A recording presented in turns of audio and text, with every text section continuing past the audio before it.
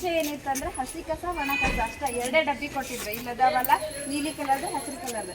ಇವಾಗ ಏನು ಮಾಡಿದ್ದಾರೆ ಅಂದರೆ ಹಸಿ ಕಸ ಒಣ ಕಸ ಮತ್ತು ಸ್ಯಾನಿಟರಿ ತ್ಯಾಜ್ಯ ಮತ್ತು ವಿಶೇಷ ತ್ಯಾಜ್ಯ ಅಂತಂದ್ರೆ ಹಸಿ ಕಸದೊಳಗೆ ಏನಾಗ್ತೀರಿ ನೀವು ಮನೆಯೊಳಗೆ ಕಾಯಿಪಲ್ಲೆ ಸೊಪ್ಪು ಹಚ್ಚಿರೋದು ಆಮೇಲೆ ತಪ್ಪಲು ಪಲ್ಯ ಏನಾದರೂ ಅದ್ರೊಳಗೆ ಹಾಕ್ತೀರಿ. ಒಣ ಕಸ ಅಂದ್ರೇನು ಪ್ಲಾಸ್ಟಿಕ್ಕು ಅದರೆಲ್ಲ ಹಾಕ್ತೀರಿ.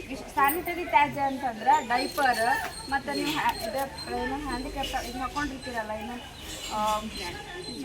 ಬ್ಯಾಂಡೇಜ್ ಹಾಕೊಂಡಿರ್ತಾರಲ್ಲ ಬ್ಯಾಂಡೇಜ್ ಆಗಿರ್ಬೋದು ಮತ್ತು ಮಹಿಳೆಯರು ಯೂಸ್ ಮಾಡಿರ್ತಕ್ಕಂಥ ಸ್ಯಾನಿಟರಿ ಪ್ಯಾಡ್ಸ್ ಅವನ್ನೆಲ್ಲ ನೀವು ಸ್ಯಾನಿಟರಿ ಪ್ಯಾಡ್ ಅಂತ ರೆಡ್ ಕಲರ್ ಒಂದು ಬಕೆಟ್ ಇದೆ ಅದರಲ್ಲಿ ಹಾಕಬೇಕು.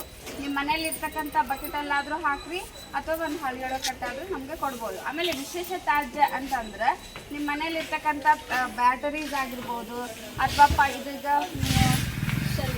ಶೆಲ್ ಆಗಿರ್ಬೋದು ಅದನ್ನೆಲ್ಲ ನೀವು ವಿಶೇಷ ತ್ಯಾಜ್ಯ ಒಳಗೆ ಹಾಕಿ ಶೇಖರಣೆ ಮಾಡಿ ಹೇಳಿ ಕೊಡಬೇಕು.